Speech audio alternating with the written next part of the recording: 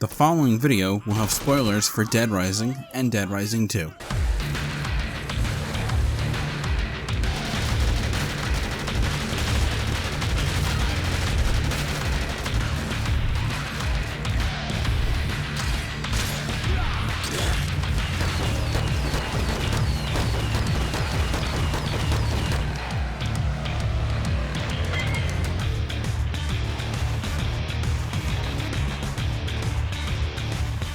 Dead Rising 2 was an unexpected but great sequel to Dead Rising. Fans of Dead Rising were treated to more of what they enjoyed in the first game, but this time with improvements and changes. Dead Rising 2 came out in 2010, well into the life cycle of the Xbox 360. Dead Rising 2 also wouldn't be an exclusive to the 360 this time.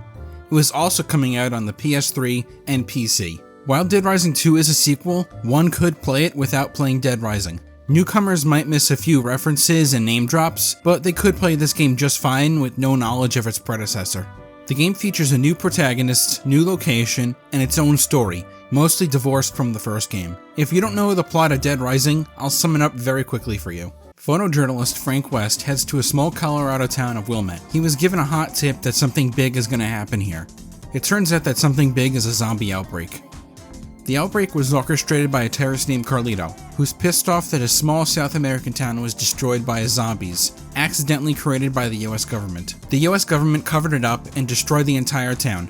Carlito gets his revenge by starting the zombie apocalypse in America. But fortunately, Frank West, with the help of Isabella, who's Carlito's sister, stops this plan from going to full swing. Frank exposes the truth of what happened in Santa Cabeza and Carlito's plans to start the zombie apocalypse.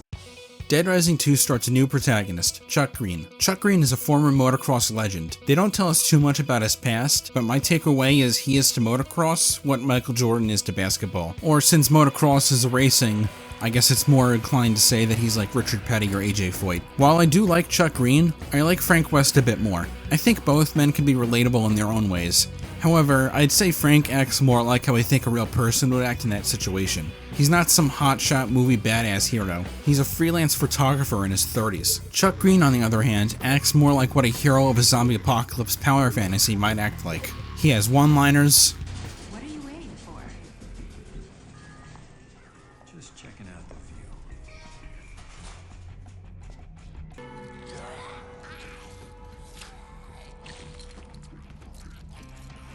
You may now kiss the bride.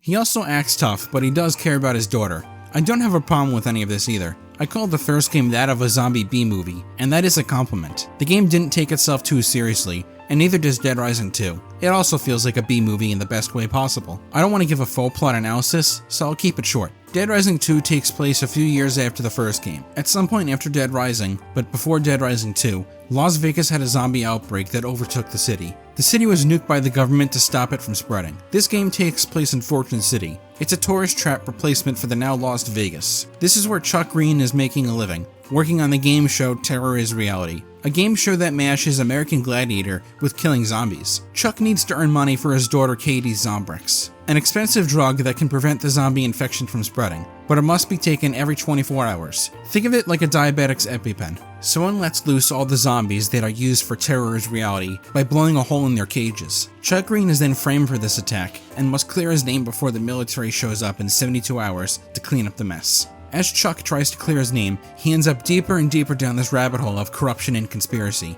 Can he clear his name? Will he find out the truth behind this madness? Only one way to find out. Story is fun and all, but I'd rather focus on gameplay and mechanics. A lot has returned from Dead Rising. The leveling system is back. Players will still gain experience from saving survivors, killing zombies, and doing random activities around the resort.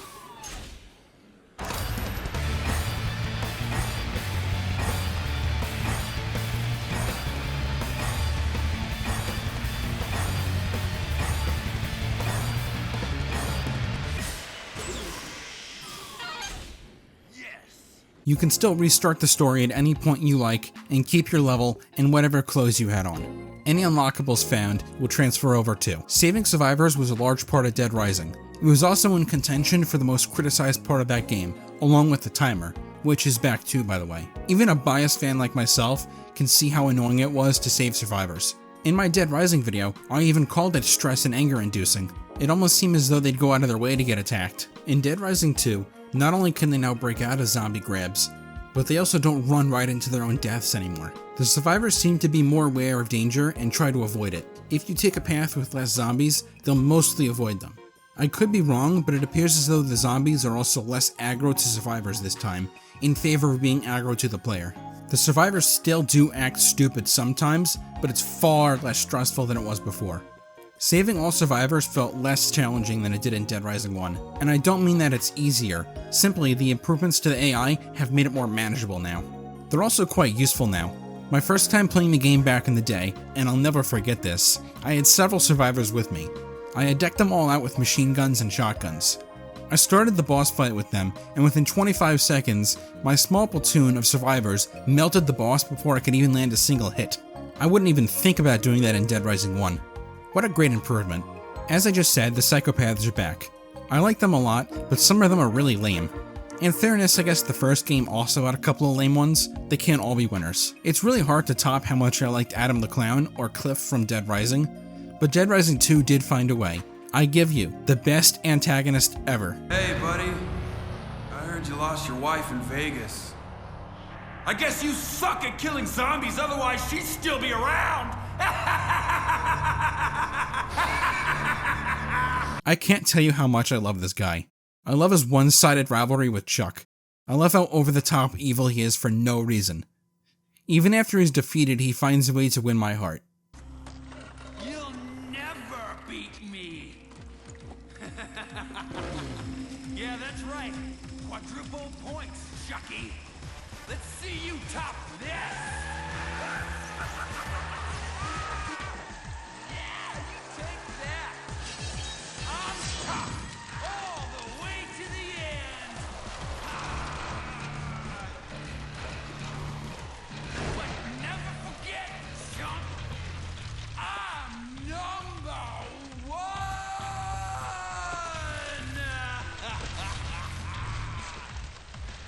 Yeah, you're on fire. In addition, Dead Rising 2 also has double fights. It's no Smo and Ornstein, but I still like the added challenge of double fights. They didn't overdo it and make them too unfair. Frankly, most of the psychopaths in these games aren't very challenging after level 15, so I do appreciate the added challenge of having to fight two people at once. The biggest downside to these psychopaths is the music. This is clearly very subjective. I love the music from the first game, but this time it felt more diegetic, more generic instrumental metal. There is one track I like that kind of reminds me of a Marilyn Manson song, but it's mostly forgettable. Nothing in this game comes close to that pit in the stomach feeling I get when I hear this track. The songs that accompanied each fight in the first game added so much to the enjoyment of the fight. It's how I remember a lot of the psychopaths, honestly. I'm not trying to say that the music in Dead Rising 2 is bad though. I simply just find it really forgettable. It's kind of a shame, really. For Dead Rising 2, Chuck Greene needed his own gimmick. He's not a photographer, so it makes no sense for him to take photos. They instead decided to have Chuck use his more mechanically inclined mind to build makeshift weapons. Nothing is stopping you from using the normal weapons, but the real fun comes from the new makeshift ones. Some are so useful I never play the game without them, like the baseball bat with nails or the knife gloves. The knife gloves are so overpowered it's not even funny. Also, remember how hard it was to get the beam sword in the first game? Well, now it's stupid easy to get. The team put in charge of Dead Rising 2 seemed to have a lot of fun coming up with silly or useful ideas. While I never use 90% of what's offered, I do like the option being there. I wouldn't call the effort put into the gimmick weapons a waste of time, simply because I choose not to use those weapons and play more utilitarian. I will have to say though that guns have been severely nerfed. The shotgun was a powerhouse in the first game. This time it's just a joke. I think they didn't want players to fall on guns like a crutch this time around. A bit of a shame, but not a deal breaker. Weapon durability has come back, and I have to say that as much as I hate weapon durability in 90% of games, this is one of those games where I don't hate it. In Dead Rising games, weapons pretty much grow on trees. Hell, trees are weapons. Being unarmed in these games is almost impossible. As I said, the timer is back. 72 in-game hours, followed by overtime mode, adding another 24 in-game hours. The main story is time-based, and missions have deadlines to meet. Missing the deadlines means losing the game. The game is also only 8 real-life hours long, so it's not like you get screwed out of 20 hours or something. Side missions are still tied to the ever-ticking clock too, but the failsafe for these are just missing a boss fight or saving some survivors. I've done a save file where I saved everybody and finished all the side missions. It is doable, but very challenging. Sometimes the crunch really is on and you have some close calls, but it's far from the worst and definitely not impossible. This is a topic I've discussed in both my Dead Rising and Outer Wilds video. I don't mind time-based games. In fact, I think I love them. I love both those games and I love Majora's Mask. Even games I don't like, such as 12 Minutes, I like the concept of, and I like working within that time limit. I find it to be an enjoyable challenge. I understand that many people hate it.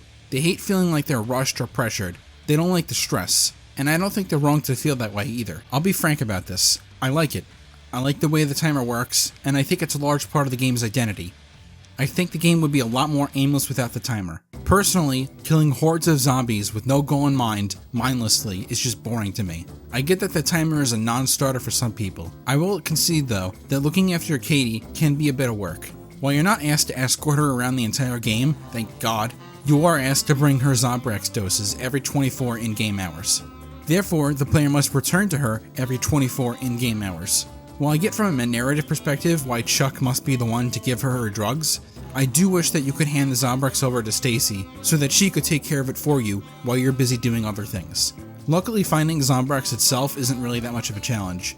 It's really simple actually. I never once had an issue finding the stuff. The game gives you ample free ones to find, and you also have the option to buy them. Early on, money is hard to find, but by mid-game you're so rich you're not going to care anymore. Fortune City is more or less New Vegas. Not literally, but what it represents. A shining replica that could never replace the real thing. Side note, this game actually came out a couple of weeks before Fallout New Vegas did. I just found that interesting. Anyway, the resort is laid out with a couple of casinos, a hotel, and 3 mall sections. Each casino has their own gimmick or theme, along with a special gambling machine only found in that location. You can earn money in the casinos by playing the slot machines. Sadly, you can't play craps or blackjack in the casinos. There are, however, 2 separate side missions where you get to play Texas Hold'em, if you don't mind the computer cheating you. Okay, I got this in the bag. No. No. Oh, you gotta be I highly recommend save scumming before doing this, so you could take your anger out on them for cheating.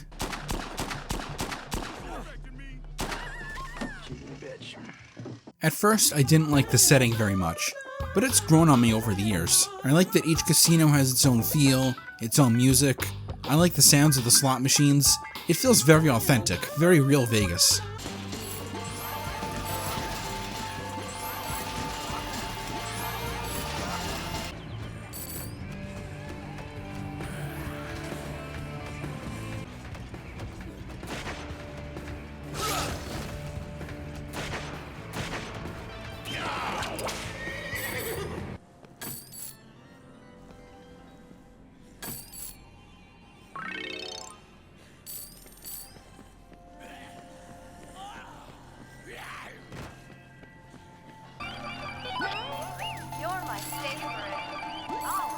They've done a great job making it seem like an actual tourist trap. One touch I really like is this outdoor promenade has an overhang just like areas in real Vegas do, so that way the tourists don't pass out from heat exhaustion. At least for the PC, I had no frame rate issues or crashes. Even on modern hardware, the game seems to run just fine. But, and this is a big but, the controller support for Dead Rising 2 is a nightmare. This isn't the game's fault, it's Capcom's fault. They've never updated the controller support at all. The only controller that the game officially supports is a wired Xbox 360 controller. Any other controller you want to use will need third-party software. Annoyingly, this software didn't seem to work for me, no matter how hard I tried. I ended up caving and digging up my old Xbox 360 controller, which hadn't seen the light of day in probably over a decade. Unfortunately for me, the controller has a very annoying dead spot in the analog sticks. And that's not the game's fault, that's my controller's fault.